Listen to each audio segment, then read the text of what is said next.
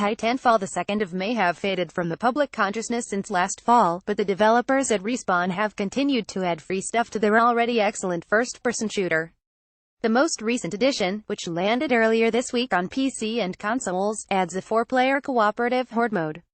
It's a good time. The mode, called Frontier Defense, tasks 4 players with taking their multiplayer loadout and Titan into one of 5 possible maps and fighting off 5 increasingly difficult waves of enemy troops and Titans. It's actually a carryover from the first Titanfall, when it was also added to the game months after launch. The new update also includes an impressive number of competitive multiplayer tweaks as well as Rise, a fan-favorite multiplayer map from the first Titanfall. Incidentally, Rise is also in the Frontier Defense rotation. You can read the particulars in the patch notes. I played through a round of Frontier Defense this morning and had fun. The basics will be familiar to anyone who has played Horde mode in games like Gears of War, or for that matter those who played Frontier Defense in the first Titanfall.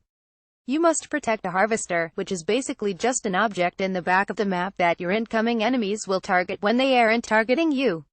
Each of the 5 waves gets increasingly difficult, and it's a real fracas by the end. My team of randoms failed to beat the final wave despite the game giving us 3 attempts before we got a game over. We got overwhelmed each time and couldn't keep the enemy off our harvester. That's a lot of Titans. Things start simple, with each player on foot setting up defenses and gradually taking down enemy grunts. By the 2nd or 3rd round, everyone's in a Titan, and the enemy waves leap in intensity. By rounds 4 and 5, the fights I was getting into in Frontier Defense were more chaotic and intense than anything I'd faced in the single-player campaign or in multiplayer. I frequently found myself making a stand against 4 or 5 enemy Titans at once, punching, blasting, and salvacoring my way through them without losing my own Titan along the way. No one on my team was using voice chat, which I suspect was our undoing. Even on easy difficulty, the final wave consisted of 26 Titans along with a bunch of smaller enemies, some of which rushed our harvester and some of which set up shop in the back corners of the map and fired long-range mortars. It was just too much, and we were too uncoordinated.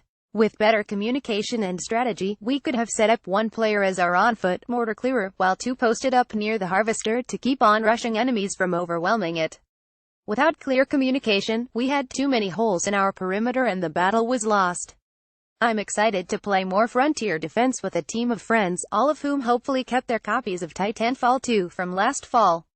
I never quite committed to the game's competitive multiplayer, mostly because the acrobatic parkour and speedy time to kill put it a bit above my skill bracket for online shooters. Playing Frontier Defense was a reminder of just how good it feels to play this game, and I'm happy to have another way to do that doesn't involve endlessly replaying the single-player campaign. It remains a shame that a game as good as Titanfall 2 was overshadowed by so many other games when it came out, but Respawn has been doing an admirable job of supporting it nonetheless. Frontier Defense is a good, free excuse to jump back into one of the finest first-person shooters in years.